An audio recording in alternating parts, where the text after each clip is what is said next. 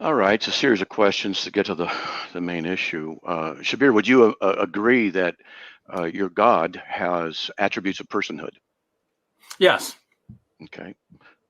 Wow. Man, I like that. He just answered the question, just answered it. That's what I do. I never heard it. It caught me off guard. I used to a 3-minute answer, but thank you. All right. Would you agree with me? Seriously, it took me up. It was good. It's quick and slick. It's all right. So, okay. So, would you also agree that attributes of personhood are such things as fellowship, love, awareness of others, and things like that? Yes. Okay. Was Allah able to express those full attributes from eternity? I don't know of any teaching in my tradition that comments upon that, and I haven't studied the philosophical issue related to that, so I wouldn't be able to answer that.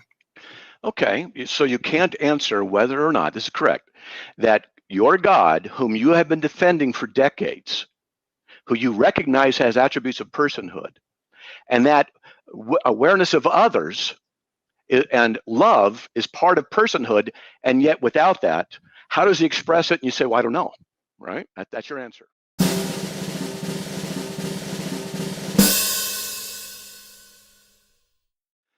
Well, when we discuss the issue of the Trinity and Unitarianism, we are going to get into issues of logic, which I know you know about, and logic necessitates the foundation of philosophical discussions. Colossians 2:8 says that not to be held captive by vain philosophy. Did you understand what I said about the context of the Trinity, exemplifying the fullness of personhood, expression of personhood from eternity? Did you understand that concept? Yes, and of course, I'm not totally devoid of any thoughts regarding that. But again, I don't want to venture too much into offering things which are just guesses. But because you're pressing the point, allow me to say this much: that before God created everything else, he was perfect as he was, but you're saying for him to be perfect, he has to have the qualities of personhood. I don't know if that is a necessary derivative from the idea that God is perfect. If there are other entities who can relate to each other as persons, and God is not able to relate to them as persons, then this would seem to be a lack, something that God is unable to do.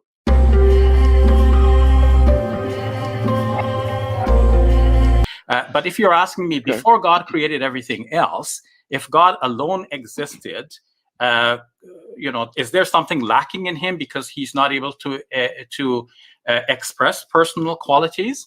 I don't think there's anything lacking in God at that stage.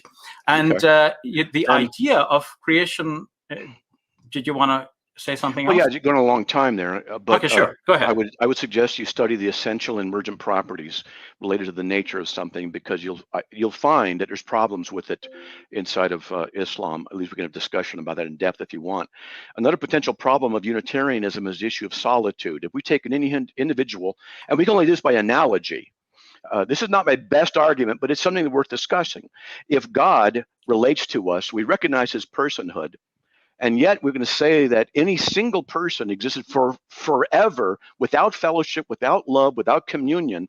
My question is, how is that not a form of torture? Do you have any idea how to answer that?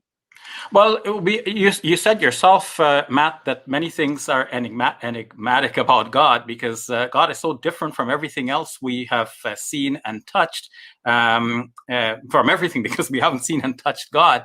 So he's so different that we can hardly prescribe for God how he should have been before he created the universe. But add to this, James McGrath, in his book, The Only True God, has pointed out that in the first century of Christianity, the idea of creation ex nihilo was not yet introduced, or not discussed at least. It became so in the middle of the 2nd century.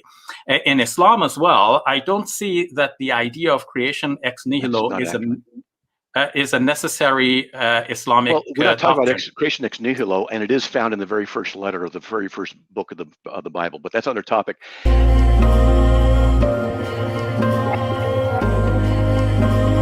The one and the many. Are you familiar with this issue of the one and the many?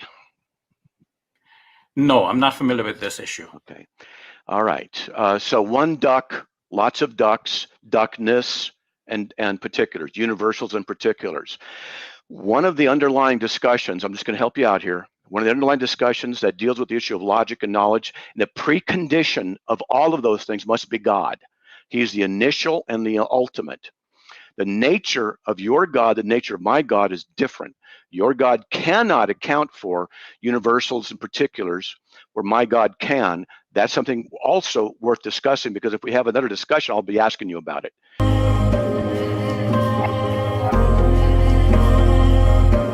So to respond to some of your points, Matt, you're saying that, okay, so if God was all alone before he created everything else, then wouldn't that be torture for God? Though I admit my ignorance of these philosophical issues, I nonetheless began to say that the idea of creation ex nihilo was not a necessary Christian belief. And as James McGrath pointed out, the earliest Christians may have had the idea of it's creation ex materia, in which case we are open to the possibility that the creation always existed, but in relation to God as creation of God. In that case, God was never alone. And so too with the love. God could have loved his creation, and some of his creatures could have loved him as well. So that's that exchange of knowledge.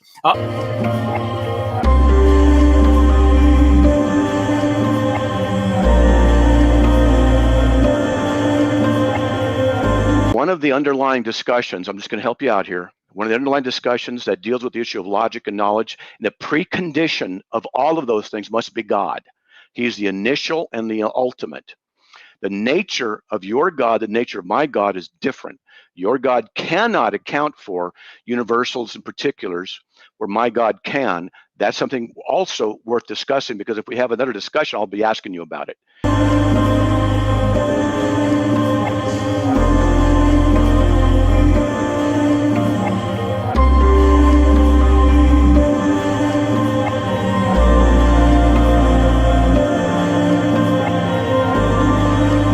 That the creation always existed, but in relation to God as creation of God. In that case, God was never alone. And so too with the love. God could have loved his creation, and some of his creatures could have loved him as well. So that's that exchange of knowledge.